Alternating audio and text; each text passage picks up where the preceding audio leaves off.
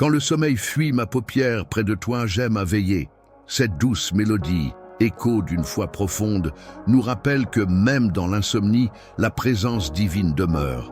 Alors que l'agitation du jour s'apaise, rappelons-nous la promesse d'Ésaïe 26:3. À celui qui est ferme dans ses sentiments, tu assures une paix parfaite parce qu'il se confie en toi. Cette quiétude nocturne, bien plus qu'un simple repos physique, est une offrande. Calvin affirmait que la vraie foi implique une totale dépendance à la providence divine. Confier nos soucis, c'est reconnaître notre finitude face à l'infini de Dieu. Ainsi, la prière du soir devient un acte de foi, un abandon conscient à celui qui veille sur Israël et ne sommeille point. Nourrissons notre foi ensemble. Abonnez-vous pour approfondir votre marche chrétienne et découvrir des ressources inspirantes. Participez activement à la vie de votre Église. La Sainte Seine nous unit au Christ. Le baptême témoigne de notre engagement et de notre nouvelle vie en lui. Cultivez la prière, l'étude biblique quotidienne, le jeûne occasionnel et le service désintéressé. Votre communauté attend votre contribution et vos dons uniques, écriture et interprétation. Le psaume 127:2 nous avertit de la vanité de nos efforts incessants sans la bénédiction divine. Augustin nous rappelle « Tu nous as fait pour toi ». Et notre cœur est inquiet tant qu'il ne repose pas en toi. Seul l'Évangile apaise. Doctrine et théologie. Le repos véritable découle de la justification par la foi, un don gratuit de Dieu. Méditons sur la grâce salvatrice et sa puissance transformatrice. Vie spirituelle.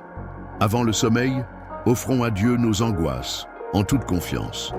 Je me souviens d'une nuit, rongée par l'angoisse. Incapable de prier, j'ai simplement murmuré le nom de Jésus.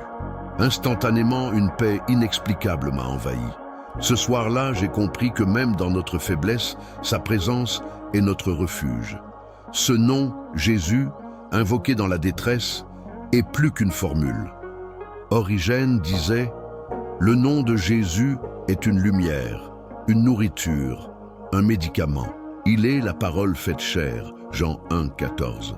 L'incarnation de la paix divine qui transcende toute compréhension. Philippiens 4:7. Cette paix n'est pas l'absence de trouble, mais la présence de Dieu au cœur des épreuves. La théologie de la grâce nous enseigne que nous sommes justifiés par la foi seule, Éphésiens 2:8-9, et non par nos œuvres. Le repos devient alors une conséquence de cette grâce. Chaque soir, avant de vous coucher, récitez la prière de reconnaissance en vous souvenant des grâces reçues.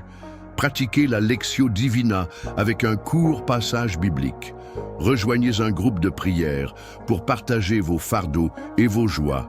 Cultivez la patience et la douceur. Le repos sabbatique, préfiguré dans l'Ancien Testament, Exode 20:8-11, trouve son accomplissement en Christ, Matthieu 11:28-30. Ce n'est pas seulement une absence d'activité, mais une entrée dans la paix de Dieu, accessible par la foi. Dieu a créé l'homme sans le concours de l'homme, mais il n'a pas voulu le sauver sans le concours de l'homme. Méditez chaque jour sur un verset biblique relatif au repos en Dieu. Adorez-le en esprit et en vérité. Pratiquez le silence contemplatif pendant quelques minutes. Engagez-vous dans un ministère auprès des personnes épuisées. Soyez humble et reconnaissant. Le repos véritable est un don de Dieu, reçu par la foi en Christ. Chaque soir, confiez-lui vos fardeaux, méditez sur sa parole et pratiquez la gratitude. Engagez-vous activement dans votre communauté chrétienne où vous trouverez soutien et encouragement. Que la grâce de notre Seigneur Jésus-Christ, l'amour de Dieu et la communion du Saint-Esprit soient avec vous tous. Que la foi, l'espérance et la charité croissent en vous. À Dieu seul soit la gloire, maintenant et à jamais. Amen.